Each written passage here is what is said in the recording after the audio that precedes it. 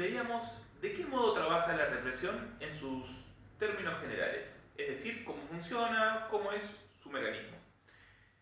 La idea del video de hoy va a ser ver de qué modo trabaja la represión en cada una de las tres psiconeurosis que Freud nos va a ir ubicando. Es decir, la histeria de conversión, la histeria de angustia, de la cual Freud en este caso va a elegir una fobia, y por último, la neurosis obsesiva. Junto con esto, trataremos también de formular la pregunta de si, en ese punto, la represión ha sido exitosa o no, y por qué. Comenzando entonces con la histeria de conversión. Freud nos va a ubicar allí que nos encontramos con el síntoma conversivo. Es decir, el paciente nota que una parte de su cuerpo se ha visto afectada, ¿no? Puede ser, por ejemplo, una parálisis. Tal es así el caso de Elizabeth, ¿no? Uno de los primeros historiales que Freud nos transmite, uno de sus primeros casos, en el cual Elizabeth encuentra que, a posteriori de una caminata, una de sus piernas ha quedado paralizada. En la medida en que Freud va desarrollando este análisis, se va encontrando con diferentes hitos que Elizabeth va marcando, tales como que esa pierna que se ha adormecido era la pierna en la cual su padre enfermo apoyaba su propia pierna mientras Elizabeth lo cuidaba.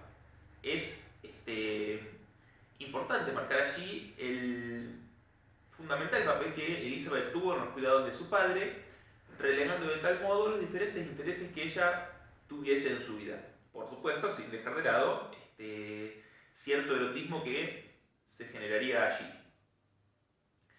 Además, Elizabeth va a marcar que este adormecimiento se produce conjuntamente con la idea de que, bueno, ahora que mi hermana ha muerto, es posible que yo me case con mi cuñado. Es decir, una idea que Freud va a interpretar como inconciliable para el yo de Elizabeth. Y de allí la necesidad de ser reprimido.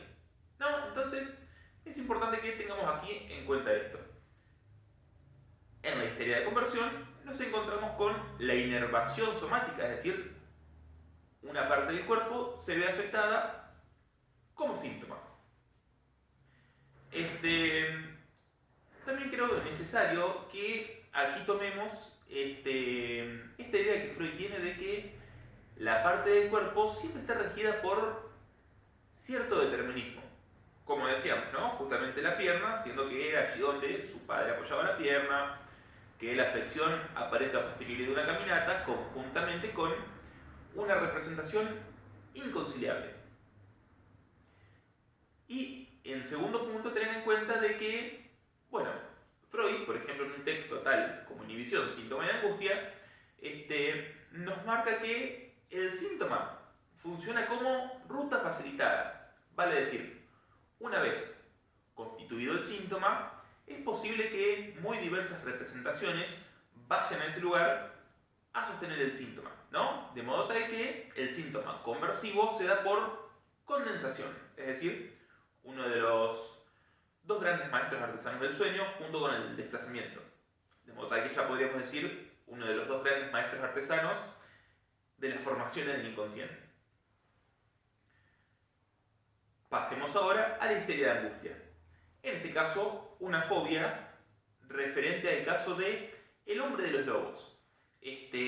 Uno de los casos célebres de Freud, de hecho, transmitido como uno de sus 5 grandes historiales. Freud localiza allí que lo que estaría en juego es una emoción pulsional pasiva respecto al padre, ¿no? Por lo tanto, me parece que es importante que tengamos en cuenta de que cuando un analista lleva a cabo un análisis, no puede obviar el pasaje por el complejo de Edipo de cada uno de sus pacientes. Recordando que, bueno, es posible que para salir de allí el paciente deba constituir un síntoma, ¿no? Entonces, tengamos en cuenta también esta idea. Una fobia es un síntoma, ¿sí?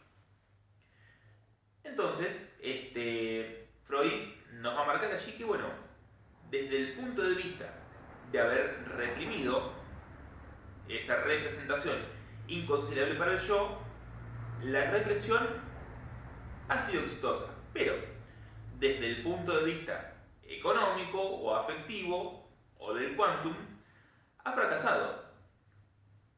¿Por qué? Si bien tenemos la representación reprimida, ese monto de afecto que habría quedado libre ahora se une a un nuevo representante, que en este caso es el lobo. De modo tal que, si el paciente se encontrase en presencia del lobo o hubiese una imagen que tuviese que ver con la palabra, digamos mejor, significante lobo, tomando ahí una idea un poco más lacaniana, el paciente produciría un nuevo desarrollo de angustia. Por supuesto que esto tiene que ver, bueno, con el mundo simbólico en el cual cada uno de los sujetos habita. Podríamos tomar, si se quiere, también el caso de Juanito. Un niño que a la edad de 4 o 5 años desarrolla una fobia a los caballos. Pensemos que en ese momento ver un caballo en la calle era tan común como lo es para nosotros hoy en el año 2020 ver pasar un auto. De modo tal que, bueno, un síntoma como la fobia puede volverse un elemento sumamente limitante para la vida de un sujeto. Y retomando allí la histeria de conversión, que quedó esta idea sin completar, Freud nos va a decir que, bueno, con respecto a la represión ha fracasado en el sentido de que para poder reprimir estas representaciones inconciliables para el yo, se ha debido acudir a muy diversas formaciones reactivas, pero desde el punto de vista del monto de afecto, que sería la verdadera finalidad de la represión, ha sido totalmente exitosa. Vale decir, tenemos allí una enfermedad de raigambre psíquica, pero el paciente nada sabe de esto. De allí que él, junto con Charcot, uno de sus grandes maestros, nos hablase de la bella indiferencia de las histéricas o de los histéricos. Y por último, nos encontramos con esta tercera psiconeurosis, la neurosis obsesiva, a la cual podríamos nombrar rápidamente como la enfermedad de los pensamientos. Freud nos dice allí que lo que se reprime es una emoción hostil hacia una persona amada. Vale decir entonces, lo que empujaría en cierto punto a llamar a la represión es la ambivalencia. Cuando hablamos de ambivalencia, estamos hablando de una contrariedad que sin embargo es efectiva, vale decir, sucede así, es digamos la idea de que, bueno, a un objeto se lo puede tanto amar como odiar al mismo tiempo. Pero que, bueno, es posible que en la neurosis obsesiva no nos encontremos con un síntoma, a diferencia de la histeria de angustia o de la histeria de conversión, sino que nos encontremos allí con una formación reactiva, nos dice Freud, en el cual, bueno, uno de estos dos polos, ya sea el amor o el odio, se va a ver exagerado en la conciencia para mantener a raya, reprimido en lo inconsciente a la emoción opuesta, ¿no? También rápidamente podríamos remitirnos allí a otro de los grandes casos freudianos, del hombre de las ratas, quien marcaba que no había nadie más amado o admirado para él que su propio padre. Pero también, en la medida en que se va desarrollando este análisis, bastante exitoso de hecho, bueno, se van encontrando también ciertas emociones hostiles dirigidas hacia el padre. Y en la medida en que este material puede ser elaborado, ya hay un gasto energético de menos, digamos, para el psiquismo, es decir, hay una energía psíquica disponible que ya no deberá ser utilizado a esos fines de la represión. Por lo tanto, bueno, vemos aquí el peso que el super yo puede tener para una persona. Bueno, recordando que estamos en 1914 con la represión, todavía no contamos con el concepto de super yo que aparece recién para el 1923 con el yo y el ello. Pero vale la pena que ya lo vayamos nombrando. Y por lo tanto, bueno, Freud nos dice que acá en la neurosis obsesiva es muy común que el paciente presente angustia social o reproches sin medida. La idea sería esta.